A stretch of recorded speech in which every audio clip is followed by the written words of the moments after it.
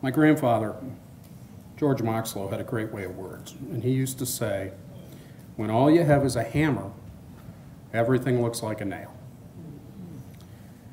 And the concern that I think we have right now is that the supposed deal that is being negotiated is being driven largely by the people that only have hammers.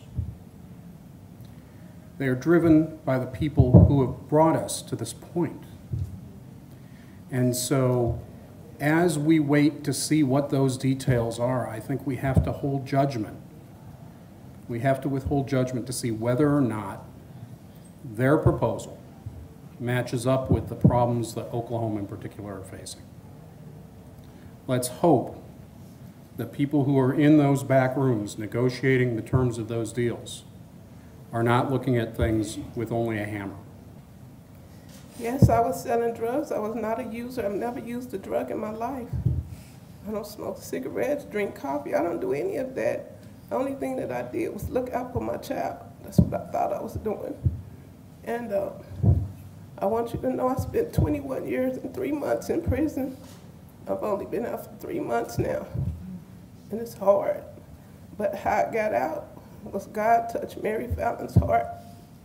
And she commuted my sentence. I don't know if you know what commutation means, but I was writing letters and they kept telling me, you'll never get commutation, you'll never get commutation. But I believed in God. Mary Fallon, she signed my papers. And she gave me a new chance at life. Nobody else would. Even Chris Steele, when I seen him on TV, I believed that one day I would be free from prison. And I am now free. And I ask you, I just want you all to search your hearts. We've all made a mistake. Everyone in here, everyone in the world. How many chances did you get? Give someone a chance. You know, Demita just told one of the most compelling stories that I've ever heard in my entire life. But somebody had to look at her, and knowing all of the things that we just heard about her life circumstances, somebody had to look at her and say, she deserves to die in prison. And do you know who that was? It was a district attorney. These are the folks that have been the largest single impediment to criminal justice reform in the state's history. Amen.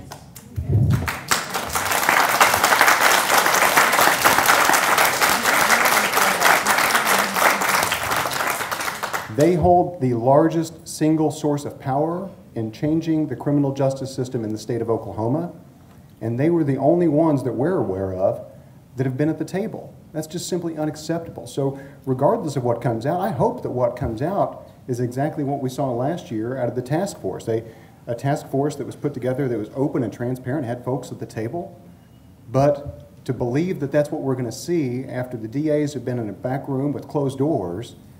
And these are the folks that looked at Demita and looked at other folks around the state of Oklahoma and have thrown them in prison, have ruined lives and families and neighborhoods and communities, and have done so in ways that have huge disparate impacts on communities of color, on women.